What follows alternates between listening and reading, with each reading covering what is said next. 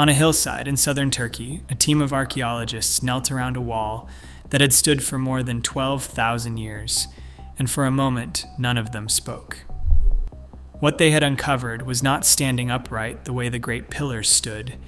It was lying flat on its back, set horizontally into the foundation of the wall itself. A near life-sized human figure.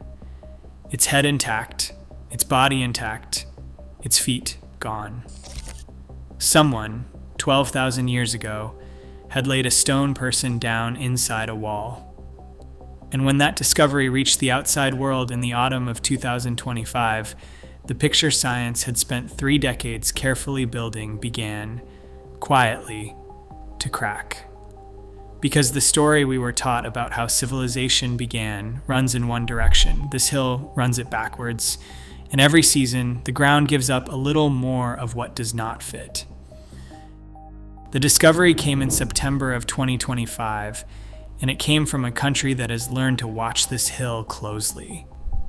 Turkey's Minister of Culture and Tourism, Mehmet Ersoy, announced it during the restoration of the largest structure at the site, an enclosure the archaeologists label Structure C.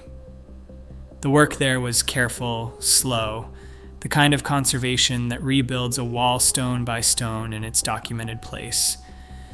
And in the middle of that work, between 2 of the great enclosures known as Structure B and Structure D, the team found something that did not belong to the vocabulary of the place: a carved human figure. Not standing, not seated in a niche, not looking out at anyone. It lay horizontally, pressed into the wall itself, its head and torso preserved across 12,000 years, its feet simply gone. That last detail is where the honesty has to begin. It is tempting to say the legs were removed, cleanly and deliberately, so that whatever the figure represented could never rise and walk. Some who study the site lean that way, and it is not a foolish reading. But the evidence does not force it. Feet are the lowest part of a standing form, the first to break, the first to erode, the first to be lost to the slow pressure of soil and time. Whether a hand took them or the millennia did is a question the stone has not yet answered, and it is worth holding both possibilities open rather than choosing the more dramatic one. What can be said plainly is rarer and stranger than any single reading. Human figures are almost absent here. This is a place of animals and stone, of foxes and vultures and snakes and boar, of predators caught mid-motion on towering pillars.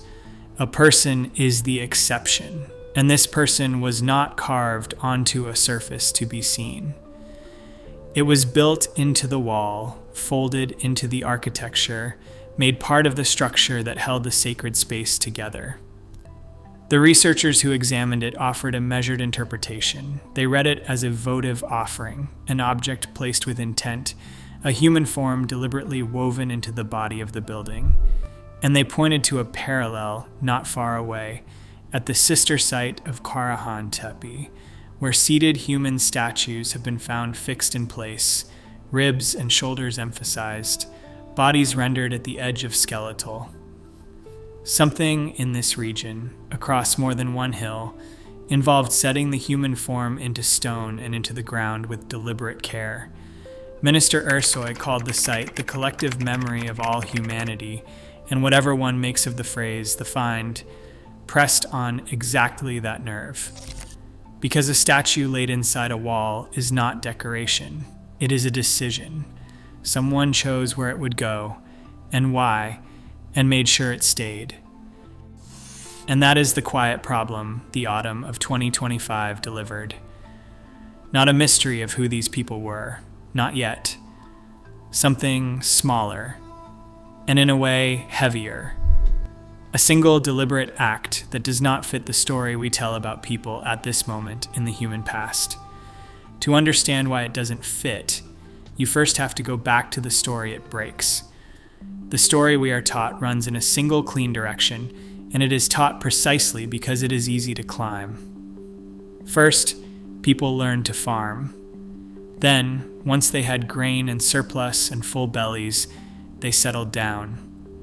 Then, once they had settled and grown numerous and comfortable, they built temples and monuments, and eventually cities. Farming first, then settlement, then religion, then everything else. It is a tidy staircase, and generations of students climbed it without ever pausing on a single step. The trouble is that this hill climbs the staircase backwards. What is buried here was built more than 12,000 years ago, and that number does not sit comfortably beside anything else you think you know. It is before the wheel, before writing, before pottery, before a single domesticated field of wheat anywhere on Earth. It predates the pyramids of Egypt, not by centuries, but by thousands upon thousands of years, and it predates Stonehenge by roughly 6,000 more. When the people who made this place were hauling stone up the hill, the rest of humanity, as far as the old story is concerned, was still living as small mobile bands, hunters and foragers, chasing herds across a landscape that was only beginning to thaw, chipping flint into points, carrying everything they owned. People with no metal, no draft animals, no written plans. And these were the people who quarried blocks of limestone weighing as much as 10 or 20 tons. They cut those pillars from the bedrock, shaped them into enormous letter T forms taller than a man, dragged them across open ground, and stood them upright in careful rings. Then they did the part that stops you. They carved them. They covered the stone with foxes and boar and vultures and scorpions and snakes, creatures caught mid-motion alongside abstract signs whose meaning no living person can read. They did not only move impossible weight with impossible coordination, they put the contents of their inner world onto the surface of it. For decades, the working assumption was that this was a temple, a sanctuary, a gathering place where scattered bands came together at certain times to perform rituals no one now understands, and then dispersed again into the wilderness. That reading alone was revolutionary, a monumental sacred site, built by people who, according to the staircase, had neither the surplus nor the organization to build anything at all. And it was the archaeologist Klaus Schmidt who led the excavations here for years, who drew out what that reversal might mean. If people built something this vast before they farmed, then perhaps the order was wrong. Perhaps the desire to gather, to mark a sacred place, to come together for something larger than survival, was itself the pressure that pushed them towards settling and farming. Perhaps the temple did not come after the town. Perhaps the temple was the reason the town happened. That idea alone was enough to shake the field, and for 30 years it defined how the site was understood. Belief before bread, gathering before grain. It flipped the staircase on its head and left it there. But that was only the first crack. What the last few years have begun to reveal is stranger still, and it starts with a decision to stop digging. For 30 years, archaeology here meant one thing above all: digging. Trenches, trowels, brushes, the slow and patient removal of earth layer by layer to expose what lay beneath. It is how nearly everything we know about the site was found. But digging carries a cost that no one likes to say out loud. Every trench you cut is a wound you cannot fully heal. Every layer you remove is a page you tear out of the book in order to read it. And once it is gone, it is gone. That cost became a problem because more than 90% of this complex has never been touched. The famous enclosures, the ones with the great carved pillars, are a sliver. Beneath the rest of the hill, under 12,000 years of wind-blown soil and the slow creep of the slope, almost everything remains sealed. Faced with that, the team made a decision that would have been unthinkable a generation earlier. Instead of cutting deeper, they cleared the ground and turned to instruments that could see through solid earth without disturbing a single grain of it. Ground-penetrating radar, high-resolution magnetic survey, airborne laser scanning, tools that send a signal into the ground and read what comes back, mapping dense stone at consistent depths and plotting it into shape. They stopped cutting into the hill. They started listening to it. And what the hill told them back was not the story of one sacred building standing alone on the plain. The returns came back in the shape of buried architecture. Where earlier maps had prepared them for a scatter of noise, whole forms began to resolve out of the static. Rings within rings, arcs of stone tracing the outlines of enclosures no shovel had ever reached. One appeared, then another, until geophysical surveys had flagged somewhere on the order of 15 to 20. Additional enclosures still underground. The circles everyone already knew were only the ones that happened to break the surface. Below them, waiting, were many more. Then came a shape that did not belong. Not a circle, a rectangle. Straight walls, sharp corners, a geometry that had no business being there, because everything about this place was supposed to speak in curves. The great enclosures were round. The pillars stood in rings. Roundness was the grammar of the site. But in the readings, sitting alongside the circles, were rectilinear structures, a different architectural language buried in the same soil. And rectangles mean something in the story of human building.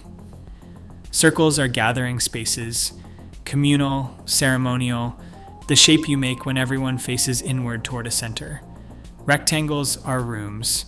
They are division, storage, the shape of ownership and daily life. They are the shape of a place where people do not merely gather, but stay, where they sleep and eat and keep their tools and their food. The instruments were quietly suggesting that the people who built this hill had not only come to worship and then vanished back into the wild. Some of them, it seemed, may have lived here, and that single possibility began to loosen the tidy image of the seasonal sanctuary that the field had spent 30 years constructing. But the instruments had not only been pointed at this one famous hill. For 30 years, this hill was treated as a marvel precisely because it seemed to stand alone. A single impossible flower blooming in the middle of the Stone Age. A one-time miracle of belief with no siblings and no context, which was part of what made it so hard to explain. But when the instruments swept outward, across the wider ridges and valleys of southern Anatolia, that assumption was the next to fall. Because this place is not alone. It is one node in a network, and that network now has a name.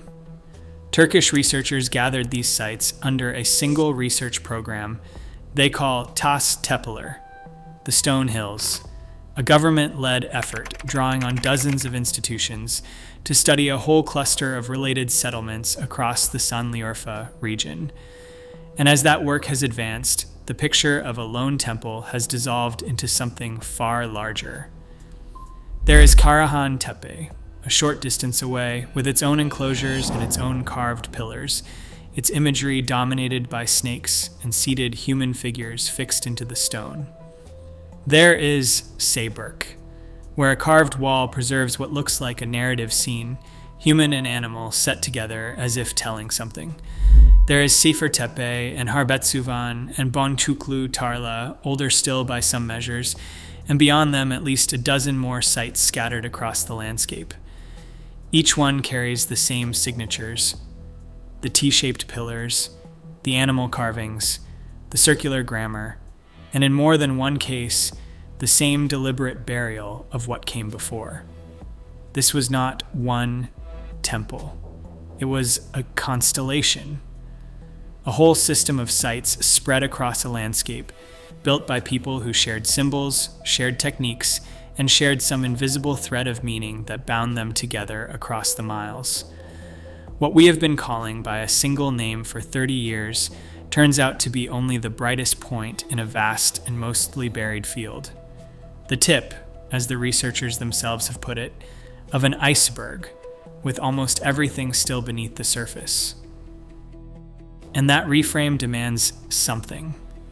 Sit with what a network actually requires. It means communication.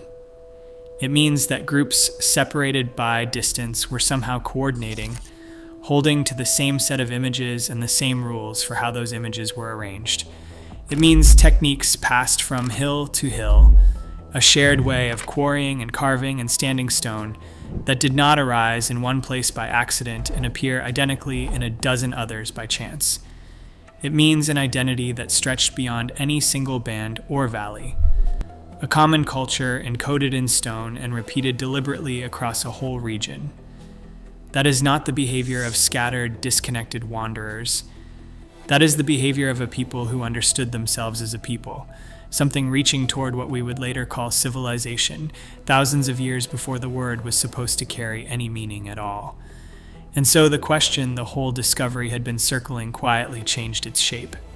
For 30 years, the puzzle was how these people built what they built, with no metal and no wheel. But a culture that repeats the same symbols and the same arrangements across a dozen sites in 1,000 years is not only building, it is saying something. The question was no longer how, it was what. Look closely at the carvings across all these sites, and the same cast keeps returning. Foxes and snakes, scorpions and vultures and cranes, boar caught mid-charge, and alongside the animals, abstract marks that no living person can confidently read. H-shapes, crescents, rows of dots. They do not appear once and vanish. They recur, from pillar to pillar and hill to hill, with a consistency that starts to feel less like decoration and more like something meant to be remembered and carried forward. Here, honesty has to lead, because this is exactly the point where the story gets pulled toward things that were never true. You may have seen the claim that a computer read these symbols and cracked them open as a written language, or that the carvings match the ancient night sky with 80% accuracy. It is worth saying plainly, there is no published study behind either claim. No such decoding exists. Those are stories that spread across the internet because they are thrilling, not because anyone demonstrated them, and setting them aside is the only responsible place to begin. What does exist is a real and far more careful debate, and it centers on a single stone. In Enclosure D stands Pillar 43, long known as the vulture stone, its surface crowded with birds, a scorpion, and a small, headless human figure. In 2017, two researchers at the University of Edinburgh, Martin Sweatman and Dimitrios Tsakritsis, published a paper arguing that the animals on this pillar represent constellations and that the whole scene records the date of a comet striking the Earth, an impact they tied to the Great Cold Snap that ended the Ice Age. In their reading, the vulture stone is a memory of catastrophe fixed in stone. It is a striking idea, and it drew enormous attention. It is also far from accepted. The archaeologists who actually excavate the site, including Jens Notroff of the German Archaeological Institute, gave it a cold reception. Their objection is not hostility, it is method. Mapping carved animals onto constellations involves a great deal of subjective judgment, and we do not know that these people identified constellations at all, let alone that they grouped the stars the way much later cultures would. Point enough carvings at a sky full of stars, and coincidences will bloom on their own. A single striking correlation is not a settled fact. It is a lead, one that has to survive being tested and argued over for years, and this one has not yet done so.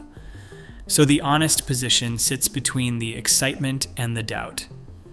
Whether these carvings store real information, whether they are closer to a sentence than to a picture, remains genuinely open.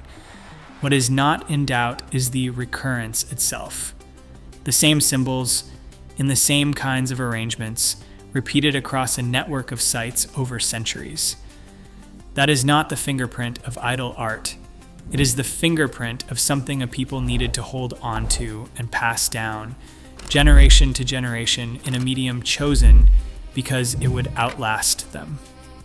And that raises the question that no instrument can answer. What did these people know, or fear, or remember that mattered enough to carve it into 20-ton stone? Because their world, not long before, had come through something worth remembering. To understand what they carried, picture the ground their grandparents had stood on.